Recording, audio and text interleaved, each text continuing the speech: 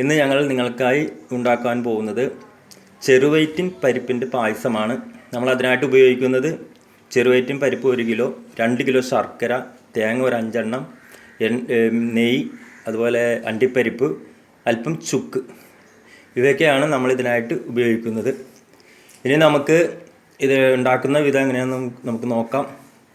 നമുക്ക് പാചകത്തിലേക്ക് കടക്കാം. അതിനായിട്ട് നമ്മളിപ്പോൾ നമ്മളുടെ പായസത്തിന് ആവശ്യമായ ശർക്കര നന്നായിട്ട് ഉരുക്കിയെടുത്തിട്ടുണ്ട്. നമ്മുടെ പായസത്തിന് ആവശ്യമായ തേങ്ങ ചിരണ്ടി എടുത്തിട്ടുണ്ട്. നമ്മൾ ഇനി അതിൻ്റെ തലപ്പാല് നമ്മൾ പിഴിഞ്ഞെടുക്കാൻ പോണേ.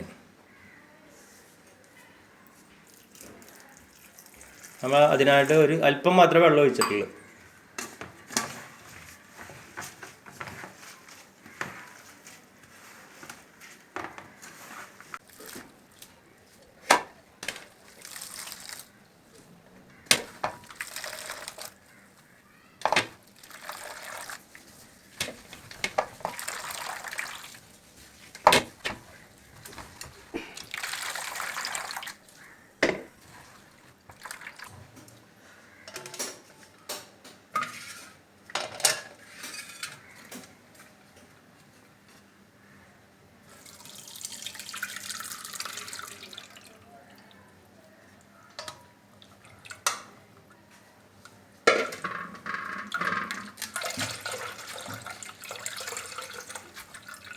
അതെ, നമ്മളുടെ തലപ്പാൽ ഇപ്പോൾ എടുത്ത് കഴിഞ്ഞു.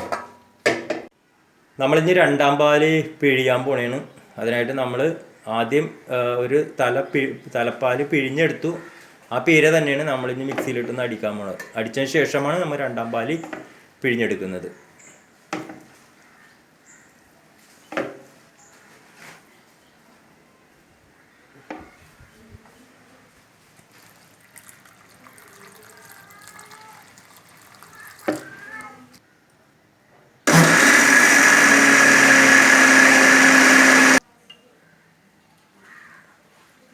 ഇപ്പം നമ്മൾ രണ്ടാം പാലും നമ്മൾ പിഴിഞ്ഞെടുത്തു.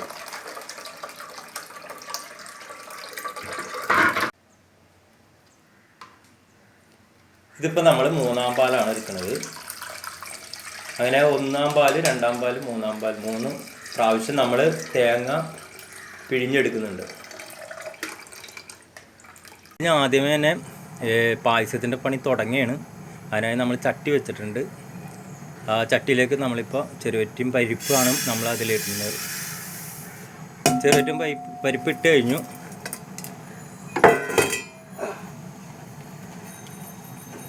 നമ്മളത് ഈ നെയ്യും കൂടി അതിലേക്ക് ആഡ് ചെയ്തിട്ടാണ് പരിപ്പ് നമ്മൾ വറുത്തെടുക്കാൻ പോകുന്നത്.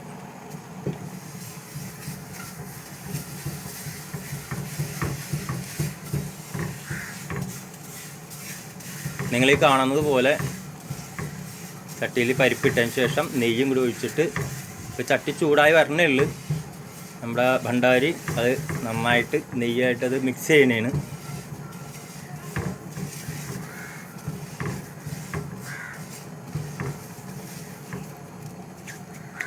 ഒരുപക്ഷെ നമ്മളിത് വീട്ടിൽ ചെയ്യുന്നത് പോലെ ആയിരിക്കില്ല, ഇത് വളരെ വ്യത്യസ്തമായിരിക്കും. എന്ന് വെച്ചാൽ നമ്മുടെ പാചകം ചെയ്യുന്ന ഭണ്ഡാരി എന്ന് വെച്ചിട്ടുണ്ടെങ്കിൽ പഴയ ഒരു പാചകക്കാരനാണ്. വലിയ വലിയ കല്യാണം പാർട്ടിക്കൊക്കെ പാചകം ചെയ്തിട്ടുള്ള വ്യക്തിയാണ്. പുള്ളിയുടെ സ്റ്റൈലിലാണ് ചെയ്യുന്നത്. നമ്മൾ വീട്ടിൽ നമ്മൾ ചെയ്യുന്നൊരു സ്റ്റൈലായിരിക്കില്ല ചിലപ്പോൾ ഇത്.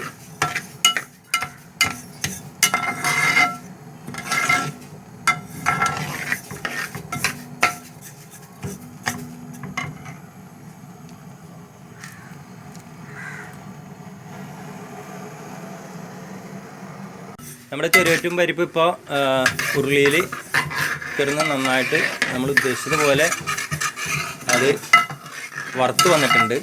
ഇനി നമ്മൾ എടുത്തതിന് ശേഷം നമ്മൾ കുക്കറിൽ വെച്ചിട്ട് ജസ്റ്റ് ഒന്ന് വേവിച്ചെടുക്കും. നമ്മളിപ്പോൾ ഉരുളിയിൽ വറുത്തെടുത്ത പരിപ്പ് ഇതാ ഒരു പേപ്പറിലേക്കാണ് നമ്മൾ മാറ്റിയത്.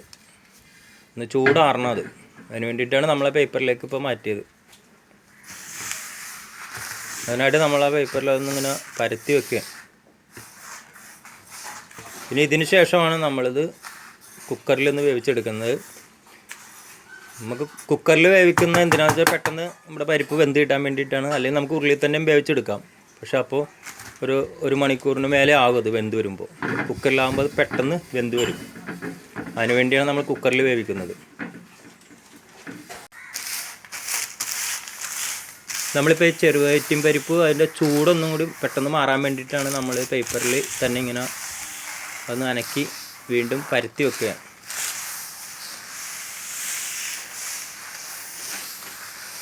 ഈ ചൂട് മാറിയിട്ട് വേണം നമുക്ക് ഇനി കുക്കറിൽ വെച്ച് വേവിച്ചെടുക്കാനായിട്ട്. ചെയ്യുന്നത് നമ്മൾ ചൂടാറാൻ വെച്ച പരിപ്പ് ഇപ്പോൾ നമ്മൾ കുക്കറിലേക്ക് നമ്മൾ ആഡ് ചെയ്യണതാണ്. നമ്മളത് ഈ കുക്കറിലാണ് നമ്മളത് വേവിച്ചെടുക്കാൻ പോകുന്നത്. നമ്മളതിനായിട്ട് ഉപയോഗിക്കുന്നത്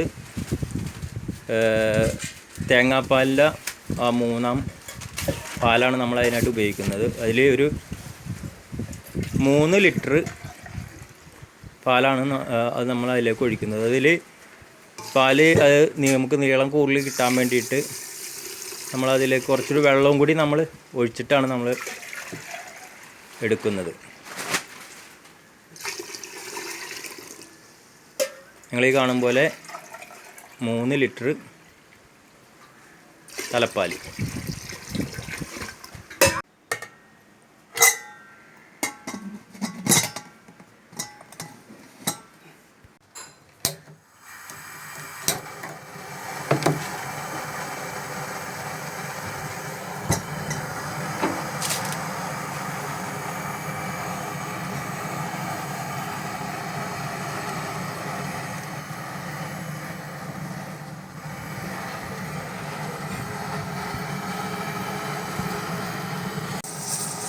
ഇപ്പോൾ നമ്മുടെ പരിപ്പ് ഏതാണ്ട് ഒരുമാതിരി വന്നിട്ടുണ്ട്. നമ്മളൊരു വിസൽ വരുന്ന മുമ്പ് നമ്മൾ എടുക്കേണ്ടത്. നമ്മുടെ പരിപ്പ് ഇപ്പോൾ വെന്തിട്ടുണ്ട്. അത് നമ്മൾ തുറന്ന് എടുക്കുകയാണ്. തുറന്നിപ്പോൾ നന്നായിട്ട് പരിപ്പ് വെന്തിട്ടുണ്ട്. അത് നമ്മളുടെ പാചകം ചെയ്യാനുള്ള ഉരുളിയിലേക്ക് നമ്മളത് മാറ്റുക.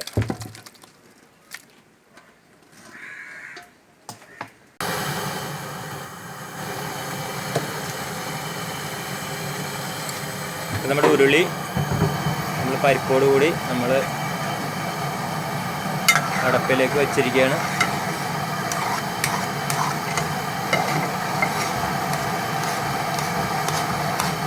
നമ്മൾ ചട്ടകം കൊണ്ട് നന്നായിട്ട് ഇളക്കി പരിപ്പ് നന്നായിട്ട് ഉടക്കുകയാണ് ഇപ്പോൾ.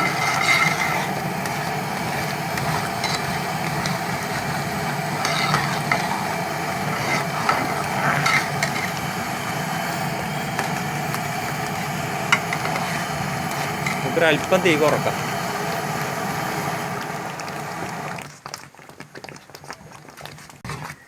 നമുക്ക് പരിപ്പ് നന്നായിട്ട് ഉടയണം. അതിനോട് നന്നായിട്ട് നമ്മളിതുപോലെ ഇളക്കിയെടുക്കുകയാണ്.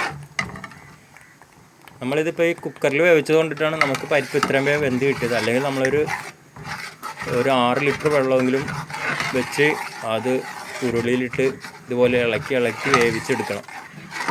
അപ്പോൾ ആ ഒരു ബുദ്ധിമുട്ട് കുറയാൻ വേണ്ടിയാണ് നമ്മൾ കുക്കറിൽ വെച്ചത്. ഇപ്പോൾ നമ്മൾ ഇനിയിപ്പോൾ ശർക്കര പാനീയമാണ് നമ്മളതിലേക്ക് ഇപ്പോൾ ആഡ് ചെയ്യുന്നത്. ഇത് നമ്മൾ അരിച്ചു വെച്ചതാണ്. അതുകൊണ്ടിട്ട് നമ്മൾ വീണ്ടും അരിക്കുന്നില്ല. എന്നിട്ട് വീണ്ടും നമ്മൾ ഇളക്കുകയാണ് നന്നായിട്ട്.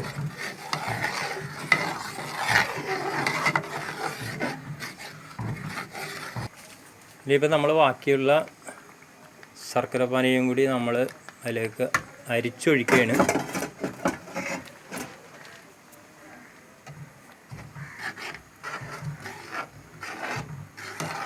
ഇത് നമ്മൾ ഒറ്റയടിക്കല്ല ഇത് ഒഴിക്കേണ്ടത്. 2-3 ഘട്ടങ്ങളായിട്ടാണിത് നമ്മൾ ഈ ശർക്കര പാനീയം വെന്ത പരിപ്പിലേക്ക് നമ്മൾ ആഡ് ചെയ്യുന്നത്.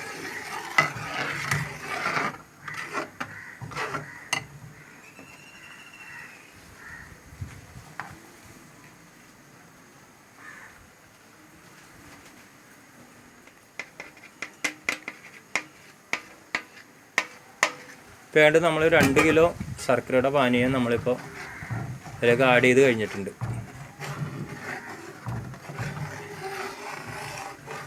ഇനി നമ്മളിതുപോലെ നന്നായിട്ട് ഇളക്കി അത് മിക്സ് ചെയ്യണം.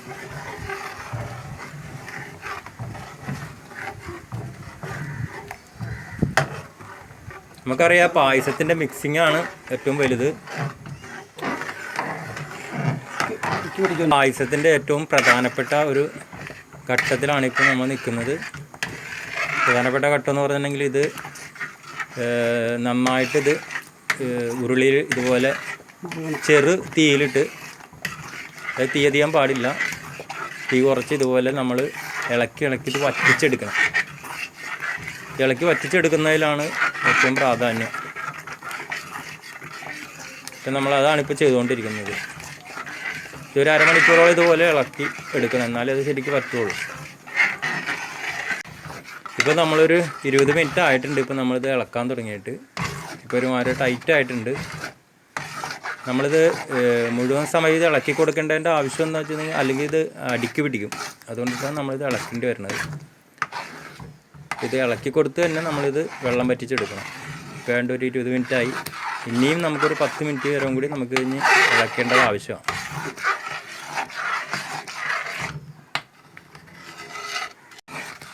നമ്മളിപ്പോൾ ഒരു 20 മിനിറ്റ് ആയിട്ട് ഇതിപ്പോൾ നമ്മൾ ഇളക്കാൻ തുടങ്ങിയിട്ട് ഇതിപ്പോൾ ഏതാണ്ട് ഒരുമാതിരി വെള്ളം പറ്റിയിട്ടുണ്ട്. എന്നാലും ഇനിയും കുറച്ചുകൂടി വെള്ളം കൂടി പറ്റിച്ചെടുക്കാനുണ്ട്. നമ്മളിത് ഇളക്കിക്കൊണ്ട് തന്നെ ഇരിക്കണം, അല്ലെങ്കിൽ ഇത് അടിക്ക് പിടിക്കും. അതുകൊണ്ടാണ് നമ്മളിത് നന്നായിട്ട് ഇളക്കണത്. ഇനി ഒരു 10 മിനിറ്റ് കൂടി നമുക്കിത് ഇളക്കിയെടുക്കേണ്ടത് ആവശ്യമാണ്. ഇപ്പം തന്നെ ഒരുമാതിരി നല്ല ടൈറ്റ് ആയിട്ടുണ്ട്. എന്നാലും ഒന്നും കൂടി നമുക്ക് വെള്ളം പറ്റിച്ചെടുക്കാം.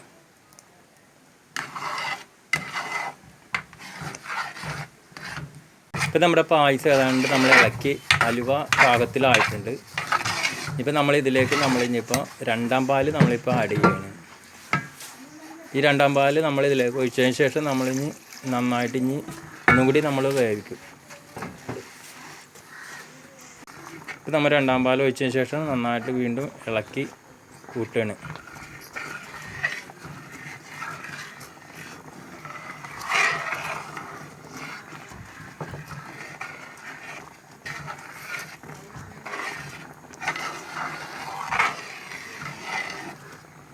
നിങ്ങൾ കാണുന്ന പോലെ ഇതുപോലെ നന്നായിട്ട് ഇളക്കി അത്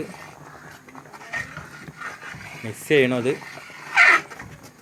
മുൻപ് ഞാൻ പറയണ്ടായിരുന്നു, മിക്സിംഗ് ആണ് ഇതിൻ്റെ ഏറ്റവും പ്രാധാന്യം അറിയിക്കുന്നത്.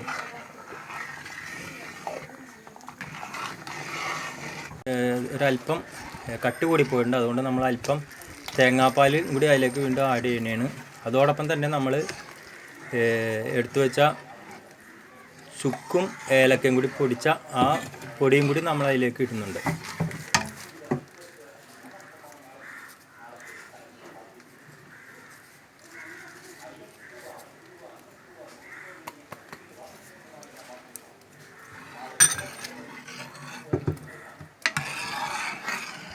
ഇപ്പോൾ നിങ്ങൾ കാണുന്നത് നമ്മൾ 2ാം പാല് 2 പ്രാവശ്യം നമ്മളതിലേക്ക് ആഡ് ചെയ്തു. അതിനുശേഷം ഇളക്കി മിക്സ് ചെയ്ത പരിവാണ് ഇപ്പോൾ നിങ്ങളിപ്പോൾ കാണുന്നത്. നമ്മൾ ഒരു കാര്യം അറിഞ്ഞിരിക്കണം, തേങ്ങാപ്പാൽ ഒറ്റയടിക്ക് നമ്മൾ ഒഴിക്കരുത്. ഒറ്റയടിക്ക് ഒഴിച്ചു കഴിഞ്ഞാൽ മിക്സ് ചെയ്തെടുക്കാം നമുക്ക് ബുദ്ധിമുട്ടായിരിക്കും. അതുകൊണ്ട് ഘട്ടം ഘട്ടമായിട്ടാണ് നമ്മൾ തേങ്ങാപ്പാലിലേക്ക് ഒഴിക്കേണ്ടത്. ഇപ്പോൾ 2 ഘട്ടം കഴിഞ്ഞു. ഇനി നമ്മൾ 2ാം പാല് തന്നെ 3ാം ഘട്ടം കൂടി അതിലേക്ക് ആഡ് ചെയ്യാൻ പോകണം.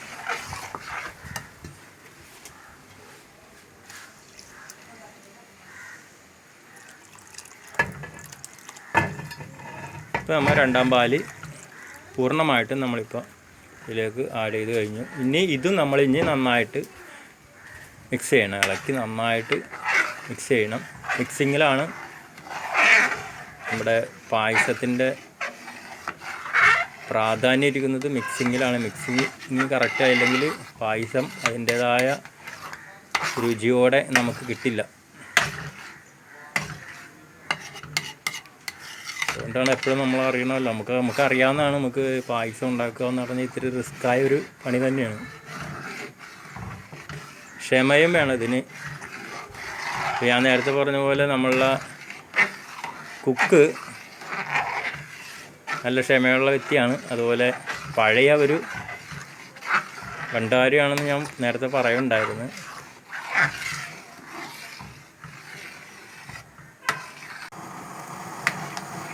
ഇപ്പം നമ്മളുടെ ഈ പായസത്തിൻ്റെ 2ാം പാൽ മുഴുവനായിട്ട് നമ്മൾ ചേർത്ത് കഴിഞ്ഞപ്പോൾ നിങ്ങൾ കാണുന്ന പോലെ നന്നായിട്ട് ലൂസായിട്ടുണ്ട്. ഇതിന് വീണ്ടും നമ്മൾ തീ കൂട്ടി വെച്ചിട്ട് തിളപ്പിച്ചെടുക്കാൻ പോകണം.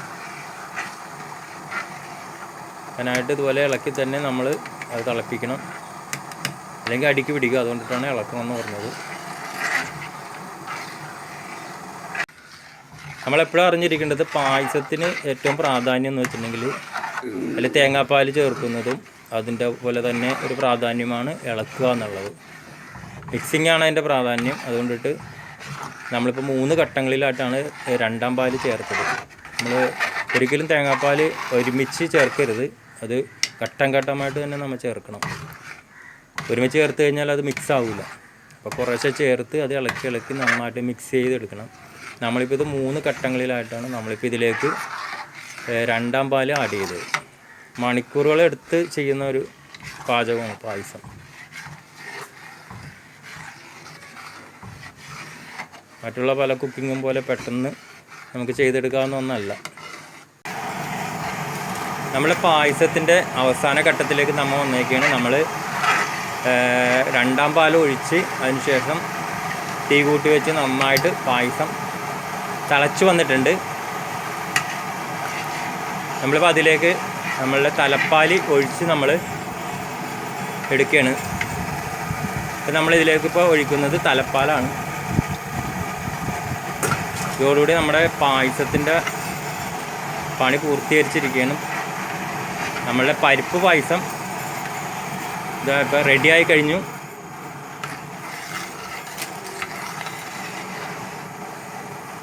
ഇപ്പം നമ്മളിപ്പോൾ അല്പം തീ കുറച്ച് വെച്ചിട്ട് പയ്യെ ഒന്ന് തിളപ്പിച്ചെടുക്കുക.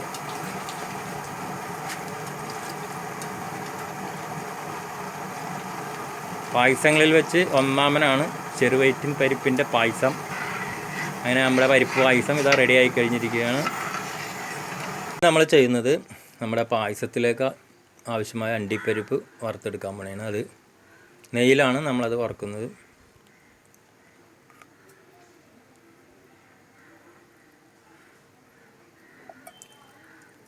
നമ്മളിപ്പോൾ പായസത്തിന് ആവശ്യമായ അണ്ടിപ്പരിപ്പ് നെയ്യിൽ വറുക്കുകയാണ് നമ്മൾ.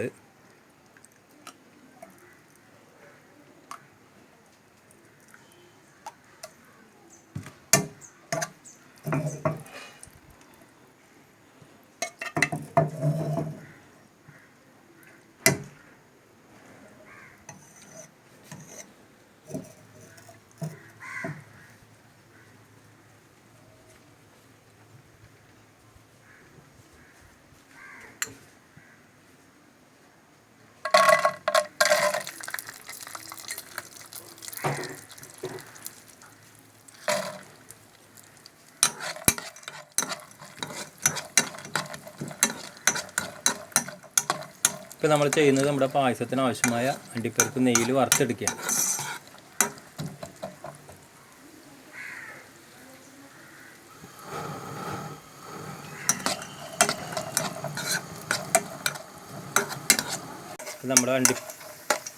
ഇപ്പം നമ്മുടെ അണ്ടിപ്പരിപ്പ് വറുത്ത് കഴിഞ്ഞിട്ടുണ്ട്. നമ്മളിനി പായസത്തിലേക്ക് ആഡ് ചെയ്യാൻ പോണേ.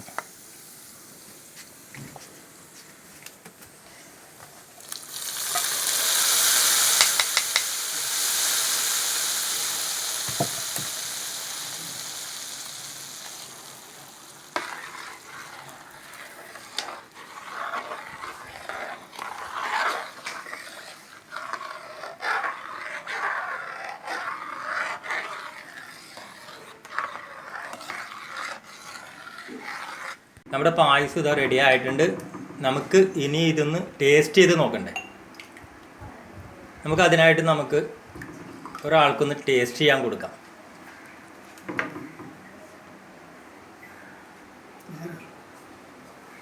ഇത് നമ്മുടെ ലിറ്റിൽ സ്റ്റാർ ഏബലാണ്. സൂപ്പറായിട്ടുണ്ട്.